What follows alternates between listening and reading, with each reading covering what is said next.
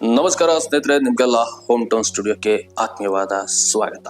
ಸ್ನೇಹಿತರೆ, ನಮ್ಮ ಉತ್ತರ ಕನ್ನಡ ಜಿಲ್ಲೆ ತುಂಬಾನೇ ಪ್ರವಾಸಿ ತಾಣಗಳನ್ನ ಹೊಂದಿದೆ, ಅತ್ಯಾಕರ್ಷಕವಾದಂತಹ ಜಾಗಗಳನ್ನೆಲ್ಲ ಹೊಂದಿದೆ, ಹಾಗೇನೆ ಕೆಲವೊಂದಿಷ್ಟು ಸಮಸ್ಯೆಗಳನ್ನು ಕೂಡ ಹೊಂದಿದೆ. ಉತ್ತರ ಕನ್ನಡ ಜಿಲ್ಲೆಯ ಯಲ್ಲಾಪುರ ತಾಲೂಕಿನ ಗುಳ್ಳಾಪುರದ ಬಳಿ ಗಂಗಾವಳಿ ನದಿಗೆ ಇರುವಂತಹ ಸೇತುವೆ ಮುರಿದು ಬಿದ್ದು 5 ವರ್ಷ ಮೇಲಾಗಿದೆ ಅಥವಾ 5 ವರ್ಷ ಆಗಿರಬಹುದು. ಆದರೆ ಆ ಸೇತುವೆಯನ್ನ ಪುನರ್ ನಿರ್ಮಾಣ ಮಾಡುವಂತಹ ಕೆಲಸ ಇನ್ನು ಕೂಡ ಪೂರ್ಣವಾಗಿಲ್ಲ. ಅದಕ್ಕಾಗಿ ಅಲ್ಲಿನ ಸ್ಥಳೀಯರೆಲ್ಲ ಸೇರ್ಕೊಂಡು 8 ಡ್ರಮ್ ಹಾಗೇನೆ ಅಡಿಕೆ ಮರದ ದಬ್ಬೆಯನ್ನ ಬಳಸಿ, ಕೆಲವೊಂದಿಷ್ಟು ಕಬ್ಬಿಣದ ಸರಳನ್ನ ಬಳಸಿ ಒಂದು ತೆಪ್ಪವನ್ನ ನಿರ್ಮಾಣ ಮಾಡಿದ್ದಾರೆ. ಆ ತೆಪ್ಪದ ಮೂಲಕ ಅವರು 12 ಕಿಲೋಮೀಟರ್ ಕ್ರಮಿಸಬೇಕಾದಂತಹ ದಾರಿಯನ್ನ ಕೇವಲ 4 ಕಿಲೋಮೀಟರ್ ಮೂಲಕ ಕ್ರಮಿಸ್ತಾ ಇದ್ದಾರೆ.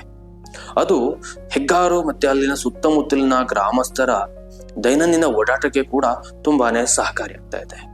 ಆ ಒಂದು ತೆಪ್ಪದಿಂದ 500 ಜನರು ಒಂದು ಕಡೆಯಿಂದ ಇನ್ನೊಂದು ಕಡೆಗೆ ಕ್ರಮಿಸ್ತಾ ಇದ್ದಾರೆ, ಒಂದು ದಡದಿಂದ ಇನ್ನೊಂದು ದಡವನ್ನ ತಲುಪ್ತಾ ಇದ್ದಾರೆ. ಹಲವಾರು ಜನರ ದೈನಂದಿನ ಜೀವನಕ್ಕೆ ಆ ತೆಪ್ಪವೇ ಆಧಾರವಾಗಿದೆ.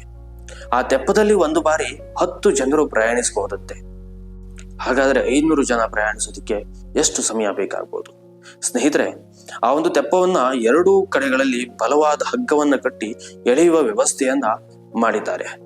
ಆ ಮೂಲಕ ಹಲವಷ್ಟು ಸರಂಜಾಮುಗಳನ್ನು ಕೂಡ ಆ ತೆಪ್ಪದ ಮೂಲಕವೇ ಒಂದು ದಡದಿಂದ ಇನ್ನೊಂದು ದಡಕ್ಕೆ ದಾಟಿಸ್ತಾ ಇದ್ದಾರೆ. ಸ್ನೇಹಿತರೆ, ಇದು ನಮ್ಮ ಉತ್ತರ ಕನ್ನಡ ಜಿಲ್ಲೆಯ ಯಲ್ಲಾಪುರ ತಾಲೂಕಿನ ಗುಳ್ಳಾಪುರದ ಗಂಗಾವಳಿ ನದಿ ಸೇತುವೆ ಬಿದ್ದಿದ್ರಿಂದ ಇಷ್ಟೆಲ್ಲ ಆಗಿರೋದು.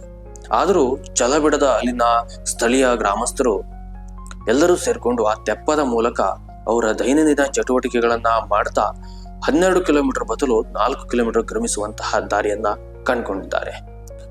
ಈ ವಿಡಿಯೋ ಮೂಲಕ ಹಲವಷ್ಟು ಜನರನ್ನ ತಲುಪಲಿ, ಹಾಗೇನೆ ಆ ಒಂದು ಸೇತುವೆ ಪೂರ್ಣ ಆಗುವಂತಹ ಕಾರ್ಯ ಬಿರುಸನ್ನ ಪಡೆದು ಗುಣಮಟ್ಟದ ಸೇತುವೆ ನಿರ್ಮಾಣ ಆಗಲಿ, ಅವರ ತೆಪ್ಪದ ಜೀವನ ಮುಗಿದು ಎಲ್ಲರೂ ಒಪ್ಪುವ ಜೀವನ ಬೇಗ ಬರಲಿ.